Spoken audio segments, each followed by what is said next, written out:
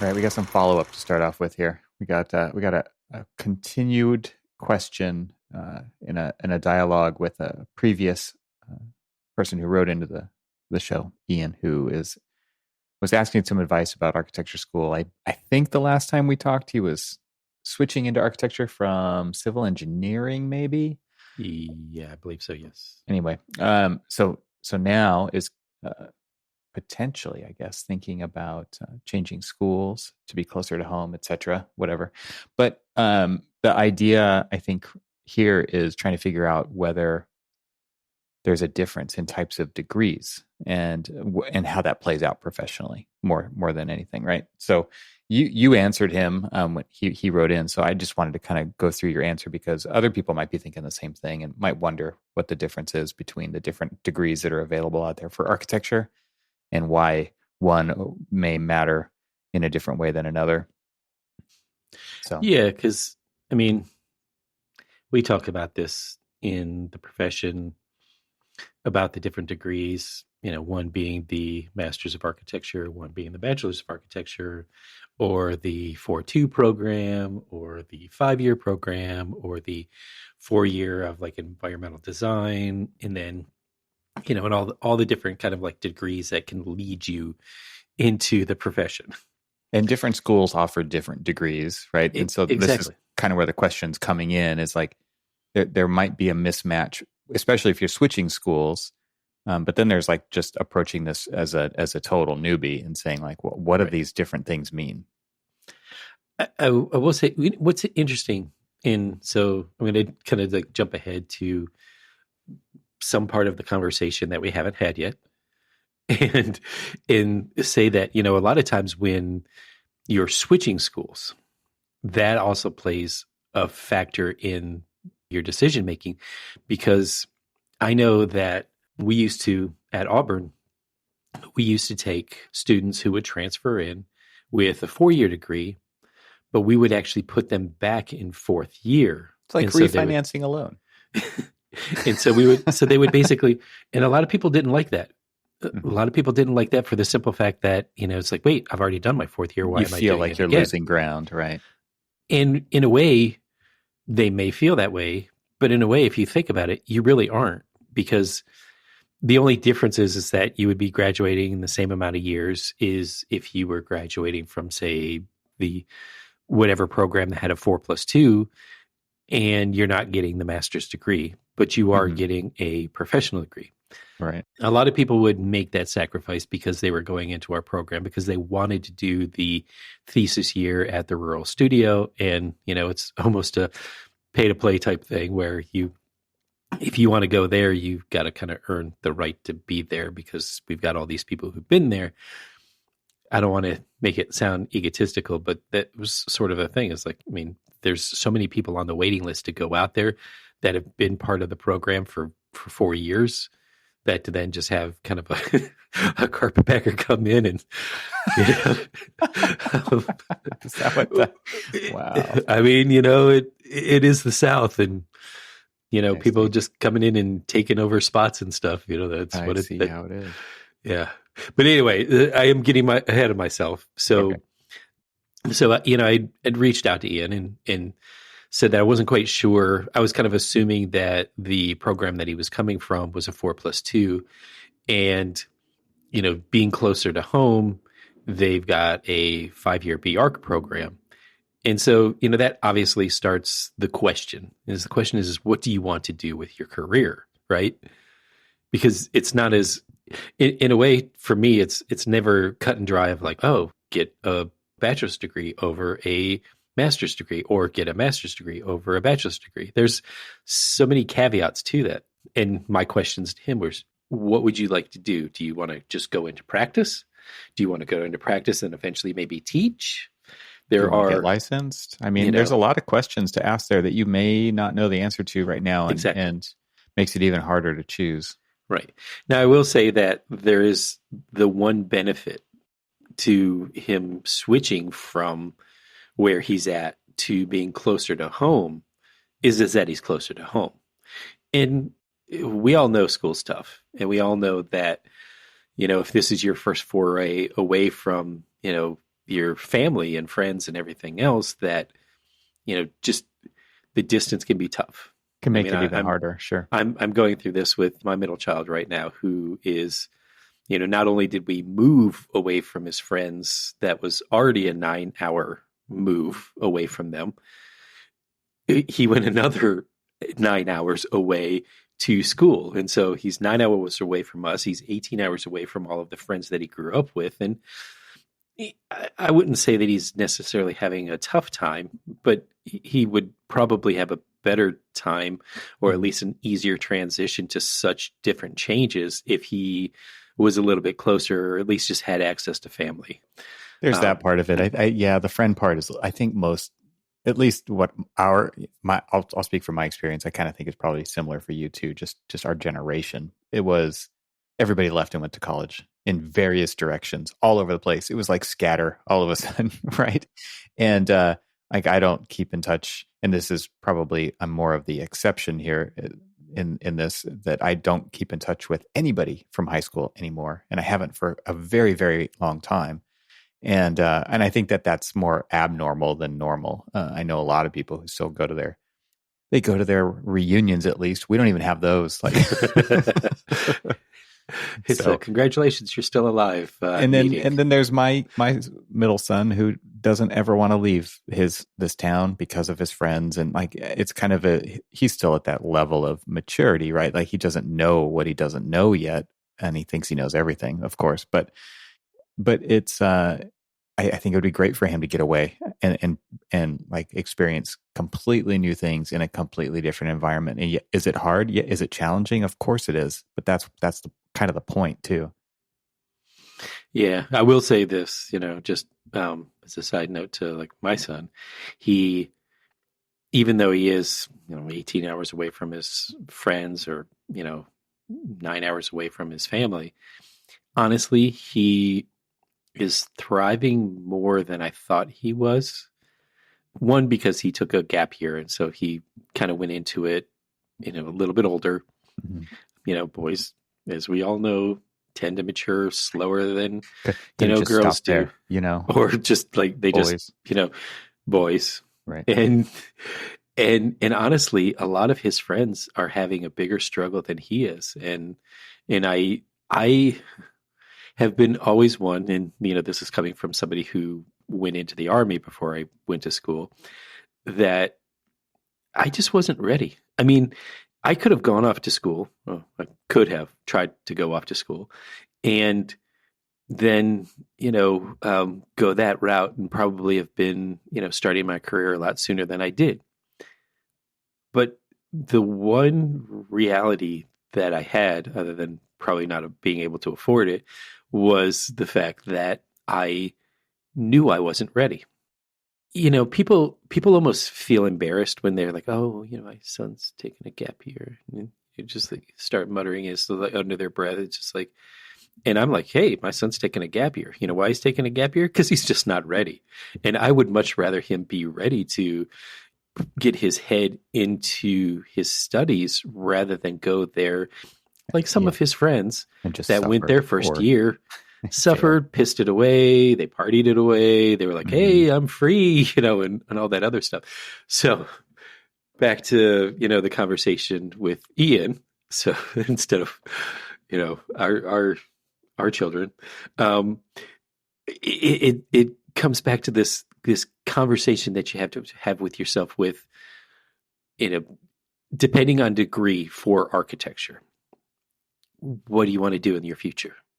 If you want to practice, there is no shame. In fact, you and I both are B.Archers. Yeah. And I loved the program that I went through. I loved the fact that they actually condensed what would traditionally be a master's program, with a master's thesis down into a 5-year program, but had so many different opportunities that it offered us. And so, I mean, now, did I know any better? No. I mean, because, it's my first foray into college. And, as I was going through it, I was just like, I like this college. And exactly. Yeah. Didn't think too hard about it. Exactly. Yeah. I think you Now, could get into an analysis paralysis kind of a situation with this. exactly.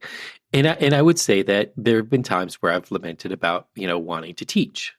And there are some opportunities that you can just teach or be kind of like a visiting instructor with a B.Arch. You could be an adjunct, sure. Yeah.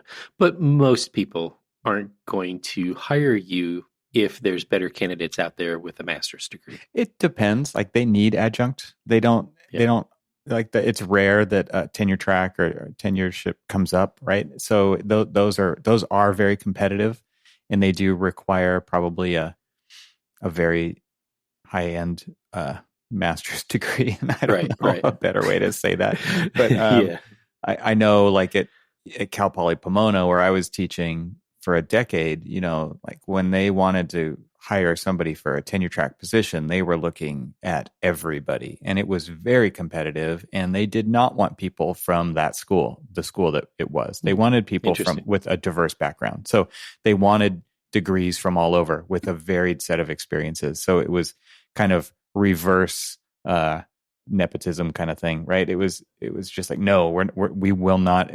We're not even looking at candidates who went to school here. Right, we're looking for a completely diverse perspective.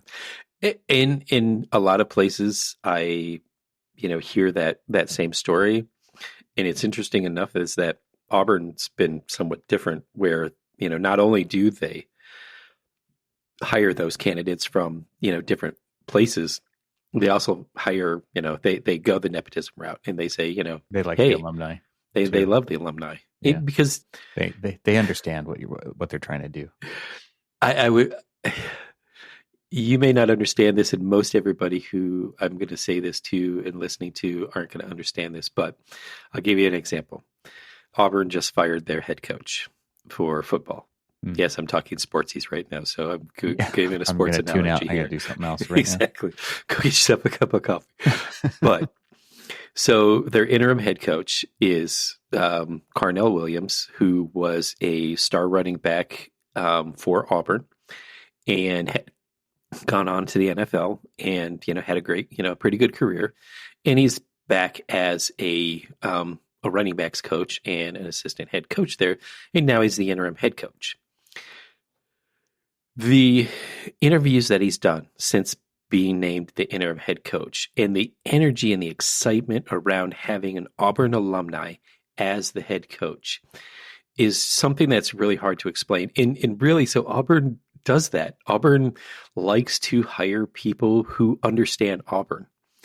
And, interestingly enough, the Southeastern Conference schools, the Alabamas, the Georgias, the Tennessees, Vanderbilt, places like that, they like to have people who understand them, understand the place and understand kind of like who they are, where they're coming from.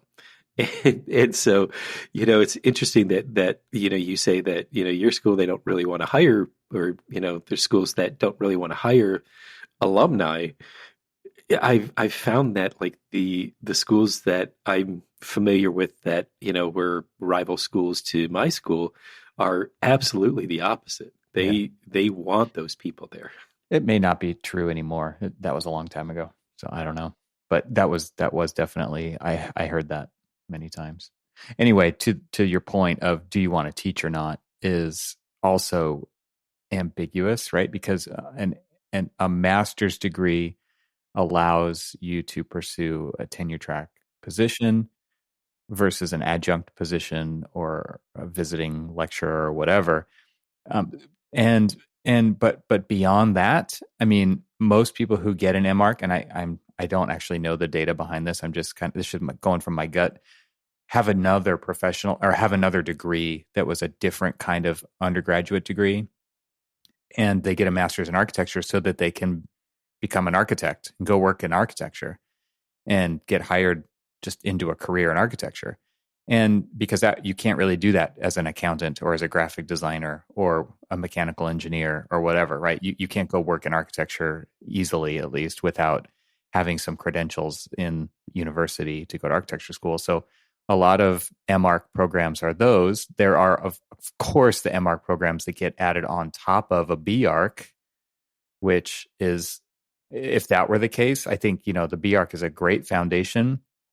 in that case, the MArch is not a general architectural education. It should be utilized for a specialty, right? It should be something highly specialized in the field, like computational design or sustainability, or something that you're really passionate about, choosing a trajectory in your career that is more specific and special inside of architecture. That's my advice in that realm. So now, kind of like the finale of his question was, is there a difference between the two types of degrees that you've seen professionally? Now, let's talk about it in the profession. You are a practicing architect. Yeah. Is there a difference between having an M.Arch or a B.Arch in practice? My experience, no. Yeah, I think it depends what you want to do with your career. I mean, I know people who do the exact same things with either one of those degrees. But then I also know people who have very specialized M.Archs because maybe they got an undergraduate in architecture, right? So the difference we're making here is do you have an architecture undergrad or not? Because if you do, and then you add an M.Arch, it is specialized. If you don't, then you're basically the same when you graduate as a B.Arch as an M.Arch with some other undergraduate degree. Yeah. But, I know that I'm just going to take, for instance, folks who have an M.Arch in our office. They went to 4+2 programs. Mm-hmm. And I know a whole boatload of other architects in our office. 4+2 architecture plus architecture, or something else plus architecture? So the 4+2 is 4 years of undergrad architecture and the 2 years of grad architecture. Got it. Okay. And then I know a lot who went to just the 5-year B.Arch, mm-hmm. places like Virginia Tech and things like that. But Maryland offers a 4+2. Okay. So, so we work side by side with all the different, like B.Arch versus M.Arch, and there's no real haha, I've got an M.Arch and haha, I've got a B.Arch because, I got it, I'm at the same place with just 1 year less. There's none of that, silliness. It literally is. It's just we are all here together. We're here to, enrich our process, our journey through the profession, and just make the profession better. And for the most part, people don't even talk about what school you graduated from. And true. And then there's even further ways we can confuse this. Exactly. Like 5 years master's programs in architecture. Yeah. And also, what was I going to say? There was another one that I had, but then I lost it. Well, I will say this, that somebody was, I saw this post. Licensure upon graduation as well, right? There's those as well. So. Yeah. And what's interesting about that is, we had talked about some, of the more recent Auburn graduates who experienced that, licensure upon graduation. And so there's no way that we're actually answering this to any satisfaction for Ian. I know. I just say that we're probably shouldn't have asked us. Jeez. Yeah, I was going to say you're probably confused. We've confused you even more, but it really is. It's just a decision on the path. And honestly, if you want to be closer to, home, be closer to home. If you're going to go out and just practice architecture, and I don't say that as you're just going to go practice architecture, but if that's what you want, if that's your direction of your career, you can make whatever you want out of your profession. That isn't going to be handicapped by whether or not you chose B.Arch for M.Arch, right? I don't know. I don't have an M.Arch. So. My wife does. And I mean, as far as I know, that there's no difference. Look, I know people who are presidents of companies who have no arc, and then there's others who only have a B.Arch or, things like that. And so, lots of friends of mine that graduated with a B.Arch from Auburn, they went on to own their own, business and, are thriving and are having, exceptional careers with just 5 years. Just 5 years. Just 5 years. Yeah. So, I mean, it really reducing me to nothing. Well, I suppose I reduced myself as well. So I would also just say that, I was just lamenting with a friend of the show when I was at Monterey Design Conference about this whole, I went to school near where I lived. with my parents, right? When I was in college, it was way cheaper. It was way cheaper. And that was the biggest driving factor behind it. I missed out on so much of the quote unquote college experience because I was always at home. And that's where my friends were when I was not doing architecture, which was rarely anyway. So I didn't do much hanging out with them. But when I hung out with my old friends but not in studio is the big point here.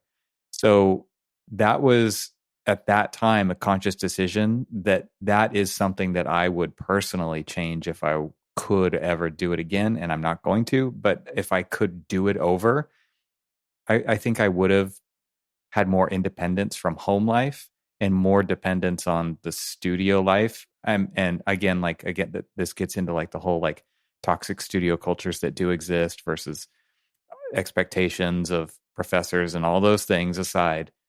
I feel like this is the one chance that I had to get fully immersed in architecture, and I didn't get all that I could have out of that. So just throwing that out there, because I do think that like if you're going quote unquote home, I mean, there's good and bad with that as far as like just how immersed you want to get. And maybe you just don't even know. Like I can't go back and change it, right? It is what it is. And so, okay. But looking back, I wished I had had that. I was coming in as an older freshman. Well, not really freshman because I was transferring from another school, but this was all after the Army.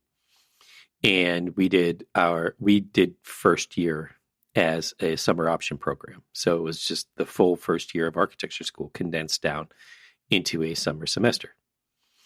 And then there was the first year folks that, had gone through the whole thing.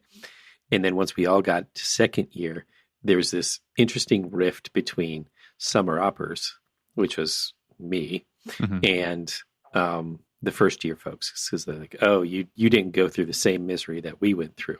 And then we're like, you didn't go through equal. You didn't go through the same misery we did because we did your entire 1 year in 8 weeks. So so it was just like this so funny like little rift between the two. And so even the kind of like quote unquote studio life and all that other stuff had this like layer of kind of like, you're not like us. Well, you're not like us, kind of thing. It was so silly and stupid, but and then of course me being older and I remember they were just like, wait, you were in Desert Storm?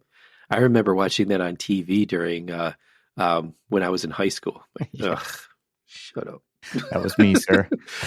Yeah. So anyway. So I don't think we've answered this question, and I don't think it's possible that we can. I think that there are multiple paths to architecture, and you have to pick what is the best for you right now. I think you should look at the quality of the education that each school offers. Does the degree itself matter? I think it doesn't matter so much because you can always augment it later to get what you need out of it to go where you want to go. So I think you should focus on quality, not speed, not proximity to home, anything like that. If you can prioritize quality as the top thing, I would start there. And like 5-year B.Arch, fantastic. 4+2, fantastic. Do you even know if you want to get licensed? I don't know. Like that matters, right? With an accredited degree I should say a degree from an accredited program. That NCARB cares about that. When you want to start pursuing licensure, you have to have a certain accreditation requirement achieved to even be eligible to start testing. A lot of people never get their license, right? So that doesn't even matter to them. So there is no like right way to do it. There's no wrong way to do it. And I think for a lot of people, it's just this very squiggly road that, just choose the best thing that you can now and change it in an ongoing way so that you're just constantly reevaluating and getting the most that you can out of it. Because, and we've talked about this so many times on the show, what you put into it is a huge part of what you get out of it. And so, just picking some school by some name recognition or whatever, I don't think is as high of a qualitative way to look at it as, talk to other students. What's amazing now is everybody's online. You can actually talk to students and get firsthand accounts and referrals for professors, for the programs themselves. Like, I was just lamenting the other day about how I used to register for classes on the phone and typing in those numbers, right? Like things have changed so much. There is no way. It would have been very difficult for me to just interview some people and ask them what it's like. You can totally prototype this up front and just by talking to people. And I think students are totally willing to steer you in a direction based on their experience as well. So you want to widen the sampling range as well. You don't want to just interview one person from each place. You want to kind of get multiple perspectives. Right. And the school you're at right now, and you've been, you're now at least a semester into it, if not more. Talk to those later on students, Talk to the later on students, see what, how, what they've enjoyed, what they've, wish was different. Talk to graduates, talk to professionals that have, the degree from the school you're at now. Also talk to, graduates of the school you're thinking about potentially transferring to. Visit that school too, walk the halls, look at, their program. You're going to find those resources, look at those facilities, like exactly. All of that plays a part in it. Yeah, exactly. Because I totally 100% agree with you that it's about the quality of the education that you're going to get, and so that really should be the. I know I was talking about it may be easier for you if you're closer to home, maybe not. I mean that's again kind of a. What you're looking for not only quality of school but quality of life, mm-hmm. And so I think just there's so many different factors, and that's why we honestly can't really answer it in a way that's just a declarative. It's like you should do this, right? Because there's so many factors in there. Yeah. All right. So yeah, that's it. We'll give you the name of our therapist. Yeah. All right. So you got to visit a project recently. You sent me some pictures of this thing, and this is it's like kind of a top-heavy looking building. I don't know. It's a top-heavy looking building for a reason, because it is a building that is basically being built from the top down. And you say, wait, doesn't that defy gravity? Well, it sure does, Evan. Thanks for asking. No, so it's the Exchange Tower in Detroit, and it's being built by the Lift Build Company. And the Lift Build Company is not only the name of the company that's developing it, both in the rationale behind the type of construction, but also literally the way that they're actually building it. And so, I've been visited downtown a couple of times, and one thing that I did promise myself when I was moving to Detroit was I was going to kind of immerse myself within the architectural community and really just try to learn as much as I can about the place that I live now. And so obviously transferred my AIA membership from AIA Maryland to AIA Michigan, and then my local component is AIA Detroit. And, just wanted to get involved with, or at least, take advantage of AIA Detroit and what they have to offer. I mean, we've had conversations in the past on, criticizing AIA, but not really being involved with AIA and things like that. And I was just like, you know what, I'm going to just get involved in just whatever I can, whatever I would like to do. I just want to at least experience and network with local Detroit architects. So they came out with a building tour. I love doing building tours. Sure. Especially if they're not mine, because if there's a question, do you want to do a building tour? The answer is yes. The answer is always yes. But this was an extraordinarily unique one. And so we will definitely post pictures in the show notes. So please take a look at those. Also look up Lift, Lift, Build in Detroit. and it'll take you to videos, it'll take you to all of these things. But so let me explain the concept. So it's an urban site, small footprint building, small footprint site. It kind of baffled me, when I went there. I was just like, what would be the benefits of it? And then I just started talking to myself before I started talking to anybody else about what I thought the benefits were. So what they did is they built 2 elevator cores. Those 2 elevator cores are basically their shear walls and kind of like their primary structure. And they built 15 stories plus then on the mechanical penthouse and everything else. And what they've essentially done is created 2, let's just call them that they're parallel. So if you guys are like, if you just put your hands up and made like the touchdown sign symbol, then that is literally like, those are the 2 cores. And so it looks like 2 towers, but they're just concrete elevator cores and stair cores. Exactly. Right. Okay. And so then what they do is they basically build a platform, or build on the ground a steel platform that is your floor plate. They start to do things like pre-wire, pre-plumb. They start running like mechanical systems for the floor below, not the floor above, but not the floor you're on, but the floor below. Mm-hmm. And they essentially lift that up into place. They jack it up. They jack it up. 2 towers as the structure to jack those up along. Yeah. So if you look at again, please either look, just we'll put a link to Google it in the search. Too. Yeah. Take a look at the photos. They essentially create an elevator platform out of the floor plate, and Mm-hmm. then they lift it up into place. It's they said it's 30 feet per hour. Okay. That it goes up.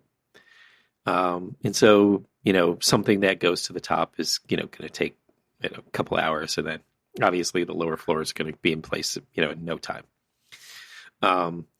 And so then they load the floor up with like all of your interior partitions and, all of the, fixtures and everything else. So you don't really have to like, hey, I'm going to have to carry, a toilet up through the elevators and, take it to the floor. No, everything's lifted into place and then put into place once it's, locked into the position. But all of the exterior walls are put up while it's on the ground. So is that really the benefit? Is they're just doing all the work on the ground? And yeah. So safety-wise, there's obviously you don't need the cranes, et cetera. Quality control of, some of the finishes and stuff. They lay out every interior partition by basically a Roomba robot that goes out and basically lasers out all of the... It's a printer. Yeah, I mean, yeah. So they print them out. Yeah, super it's cool. Yeah. I mean, we've talked with people in the past who have done projects like that. I believe Shop was doing things like that. We've I've seen things like that in our projects, but then I've also seen the more typical, more conventional. So I was talking to the developer, and he I was like, have you done like a pro forma on like the cost benefits and stuff like that, and he was talking about there's a lose money kind of height to a building with this approach. There's a break even height to a building, being built by this approach, and then there's a value added. You actually like increase the efficiency, cost, and everything else. On things that are higher. And he was saying that like the sweet spot is kind of like a 20 to 50 story building. You've got these 2 towers that are like up in the air. Now, it does limit the amount of like weight that you can put on your exterior facade, because let me explain this to you. So as you're lifting this up, you've got these two cores. The span between the 2 cores is about 55, 60 feet between the 2 cores. And then essentially from those cores in the north-south direction and east-west direction, it's cantilevered out. Mm-hmm. And it's cantilevered out usually, like he said that in the east-west direction, it was 25 feet from, measured from the face of the core to the edge of slab. And in the north-south direction, it cantilevered out 30 feet. And they said that they can go a little bit longer than that, but that's sort of like the sweet spot for this kind of a floor plate. And, so you basically have got this kind of like, plate that's sort of flapping in the breeze, and you're lifting it up, and they've got these kind of like, I don't really know what they call them, but I'm just going to call them kind of like these lock-in columns. They're not load-bearing columns. They're basically columns that lock the floor that you just lifted into place to the floor above. And it's just, interesting. It prevents sway and everything else. Do those stay? They stay. They stay. I was wondering because, you see like these two, the two cores are the superstructure for the whole building, and everything else is kind of like cantilevered floor plates with curtain wall. I was wondering if there's any other interstitial vertical structure. So they are, and they're hangers. That's interesting. Yeah. So they're not structural though. They're just basically there to kind of like gravity. Lock it in. Yeah.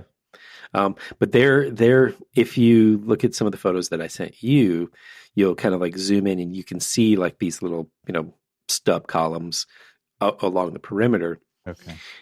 If you look up to the floor above, it's got basically like these little green squares that's where they kind of like sit to, and then you weld them in place, and then they fireproof that portion because like they do all of the fireproofing, they do all of the plumbing, they do all of the electrical, they do everything that would be running above ceiling at an ergonomic level at the ground. Right. Yeah, I can imagine worker safety is a big issue. Yeah, but like the other thing that really I just get the sense of here is that this is way more like a manufacturing process than a construction process. Right. Obviously it's still construction, but it's kind of like this is a take on prefab, if you want to call it that, in a much different way than I've ever seen before. Yeah, yeah. So think about this. So and I'm kind of reading a quote from this. This is like, it's a system that turns construction into a manufacturing plant. We're not putting people on beams 100 feet in the air that need to be tied off. Right. And it really is. And so even OSHA has approved that if they wanted to, they said they don't because it's just their own internal safety, that people could be working or, like on that platform as it's being lifted up into place because it's considered a platform until it gets locked into place. Then it becomes a floor. Yeah, because there's no open holes in it, right? It's a full enclosed platform. It's so interesting. Like I'm just thinking like how much it could kind of speed things up by all the work constantly just being done on the ground. And the way it speeds up is you don't have to convey stuff 16 floors up, right? Right, exactly. You just build the whole thing down there and then you just send it up. And so once it goes into place, that floor is fully enclosed. It's weather tight because the facade that they put on is windows in place, walls in place, insulation in place. All of the exterior envelope is in place. And it's basically, if you think about the way that we do like a insulated metal panel facade and the dry fit system where it's basically gasketed together, right? It's sort of a concept like that, but it's, metal stud walls, glazing, metal. This particular one is a metal panel exterior, insulation and all that other stuff. But that's all up and ready to go. They put each floor's facade up in 2 days because it comes out to the site as a panelized system. Yeah, everything's already there. Huge efficiencies in kind of the manufacturing mindset of this type of a building. And it's not like that awesome of a looking building, but it totally fits. It fits like this process fits the building. These are not mutually exclusive. They do need to go together, I think. Yeah, I wasn't 100% enamored with, the design of the building. But I honestly think that, so this is the one thing that he kind of kept stressing. He goes, this is a proof of concept. Yeah. He goes, we don't steps. expect to make money off of this. But we do expect to, because it was funny is that, there's of course architects on this, and so they're all asking very architect-y questions. Mm-hmm. and mine as well, because I was like, so when let's say the first few floors, was that where you were working your kinks out? And he was like, starting to break down is like, the first floor took 2 months. The second floor took, a little bit less, and then Sure. a little bit less and a little bit less as he was going down. And so they kind of like, this is the first time we've ever built a floor and jacked it into place, because this is the first time There's we're a learning doing curve. Sure. And so there was a learning curve. Yeah. And so then I asked him, I was like, okay, so when everything is said and done, you have a 15-story building. How long is it going to take you? He said 15 months. Okay, let that sink into everybody who's done, any I've never done mid-rise, a 15-story building. mid-rise, high-rise buildings. Yeah. I'm doing a 15-story building in downtown Baltimore right now, 32 months. Yeah. Now, it is a little bit different because it's a phase while occupied. It's an existing building that we're, demoing the skin, and then building that skin, and then moving everybody over into that one and everything. So there's a whole bunch of logistics in there. Yeah. This is a brand new building from the ground This is up. a brand new building. But the thing about it is what did you not see on that site in those photos was tower cranes. Yeah, that's what I was There are other thinking. buildings down the road that are being built conventionally with tower cranes. And tower cranes are like the most expensive piece of the construction Exactly. process. Yeah. There's going to be a tower crane on my site for 32 months. And how much is that per day? Exactly. I told him that I actually told him how long the tower crane was sitting there, and his jaw dropped. Yeah. Because he was just like, oh my God, do you know how much money that would be? And I'm like, yeah, I do. And that's the thing is like, there was no other way around my project not having one. But in cases like this, if, you can get around it, I think they had a tower crane, or at least a mobile tower crane for the 2 cores. Mm-hmm. Yeah, well, yeah, they had to build those from the ground up. Right. They look like they're cast in place. So. Right. So once you get those there, then you can demobilize the tower crane and they're gone. So if say you build those 2 cores, and they're pretty meaty cores too, they're, those, Yeah. I mean, it's the entire structure, and it's like where everything bears on. Sure. Like you weld, basically you bolt and weld all of these cantilever floor plates to these center cores. And it was architects are going to pick apart design and all of that other stuff. But I honestly divorced myself of like that criticism and just really try to embrace thinking about what this could do for a lot of different places that, a lot of money is tied up into site logistics. Sure. Yeah. And to eliminate a lot of that, it's pretty amazing. I mean, you're building the floor, you're building your 15th floor first on the same footprint as your first floor. Yeah. And you're just lifting it into place and lifting it into place and so on and so on and so on. And so like, think about like your laydown space and all that other stuff has now been condensed because you're essentially creating like a little manufacturing floor plate. Yep. It was really interesting. That is interesting. I think that the thing that I wish that I saw here, Cormac, was photos from up in the building. They would not let us. They actually, I can imagine. they would not let us. I try.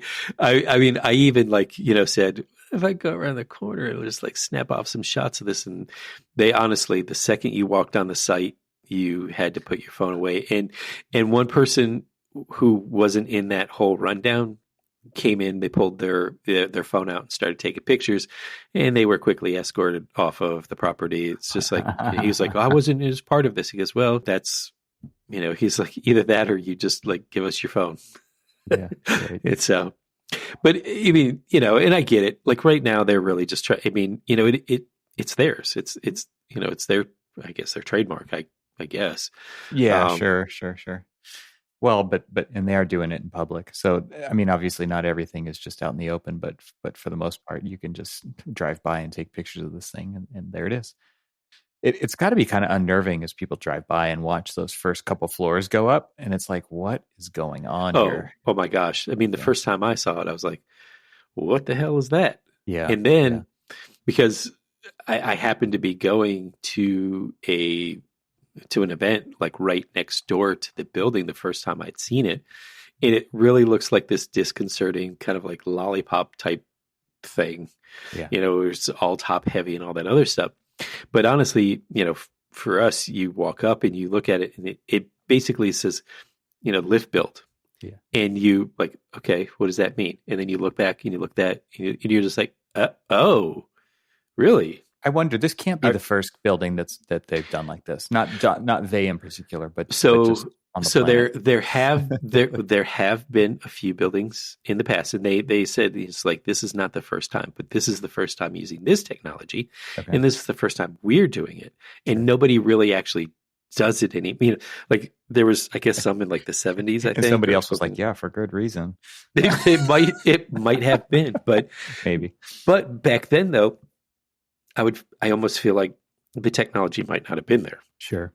The technology's there now. And it is so like on the four corners of each of the cores, tucked in close to the core. And if I'm giving trade secrets away, are basically, four, let's just call them elevator motors.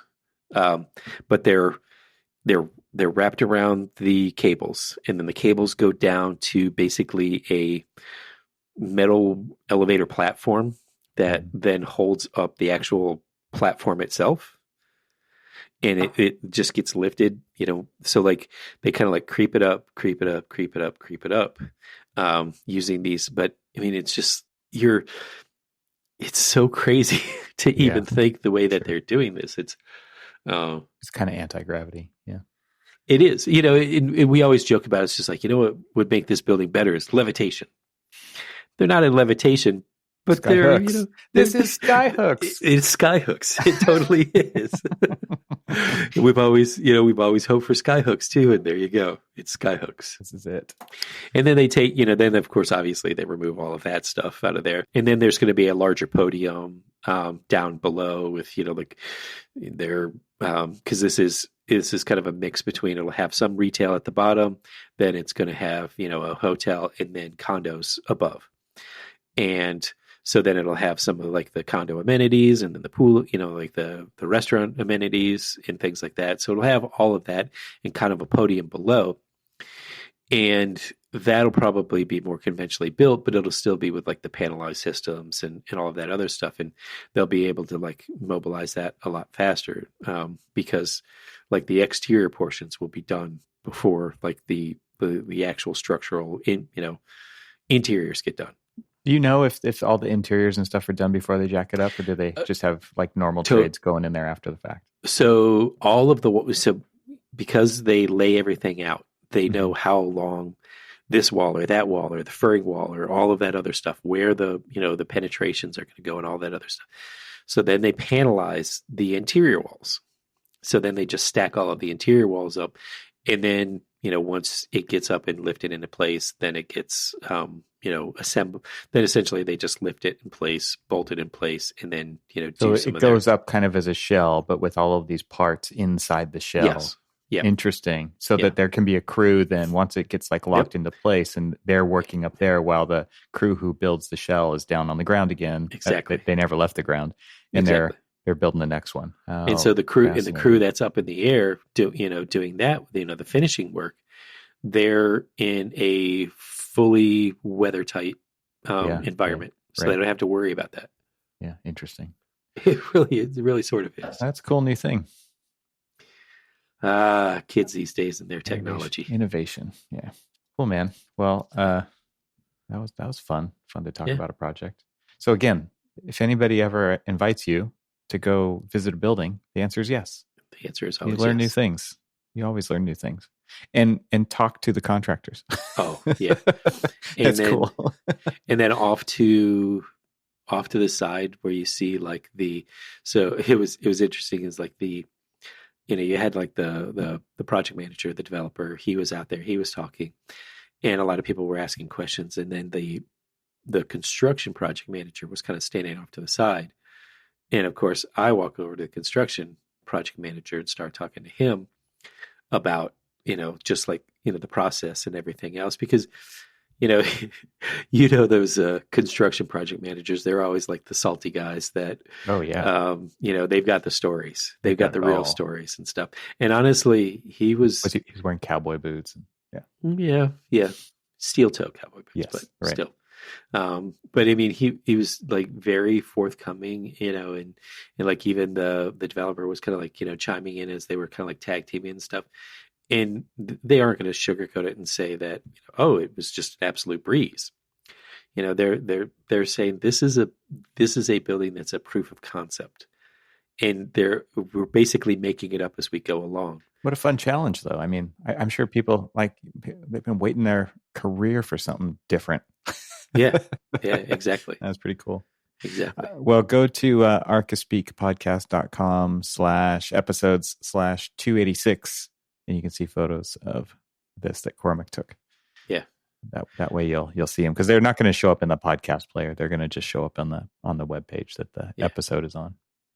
And if you don't go there, then just look up the Exchange Building Detroit, or Exchange Tower in Detroit, and that will take you to the lift build system, and you'll see videos and all that other stuff, and it's very crazy cool. Yeah, I'm looking like in your photos, and right on one of the towers it says xcdetroit.com. So yep, that will get you some images. Yeah. Cool, man. Well, fun. Thanks for sharing that. All right. Yeah, that's totally. Cool. All right. Until next time. See you all. Thanks for listening. This show is part of the Gable Media Podcast Network. See all the shows at gablemedia.com. That's GABLMEDIA.com. You can help support what we're doing here by leaving a 5-star review on Apple Podcasts to help get the word out, and don't forget to share it with your friends. We'd love to hear from you, so leave a comment on the website at archispeakpodcast.com, where you can find our entire catalog of shows. Talk to you soon.